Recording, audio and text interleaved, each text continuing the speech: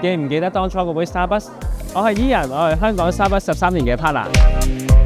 我仲係新人嘅時候咧，有個美國客人咧就問我啦 ，Can you make me a tall 6 pump chai no water 嘅 chai latte 啦？佢講到好仔細，話想要甜啲，完全唔要水。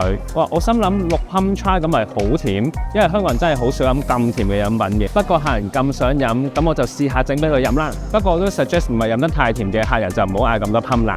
個客飲咗一啖走一皺眉，我心諗大鑊啦。個客飲完之後同我講咗句 Thank you Ian， 同佢喺美國飲嘅一模一樣，有佢屋企嘅味道。到呢一日我都記得佢講嘅呢句説話。嗰刻我明白到原來一杯咖啡可以令到人哋諗起返屋企。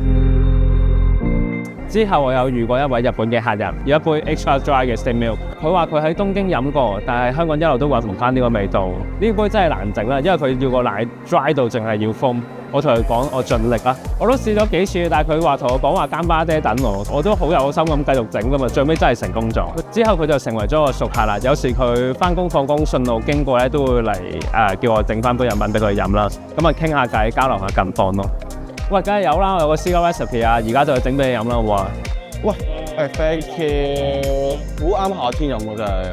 好好飲，我覺得應該擺落 menu， 即係有咖啡味之餘，仲會有酸酸甜甜味道。其實呢杯飲品咧就係 ice americano 啦，咁但係只不過將水咧轉做 lemon 嚟啦。知道香港人都好搏殺啦，咁但有時真係好攰咧，想揾啲能量去補充下自己嘅時候咧，酸酸甜甜嗰感覺咧，令到自己更加亢奮嘅。正，每個人飲咖啡都有自己嘅習慣、自己嘅回憶，而我哋就盡力將呢個回憶重現翻出嚟。香港 Starbucks 45週年對我嚟講係將屋企嘅味道帶俾每一個人。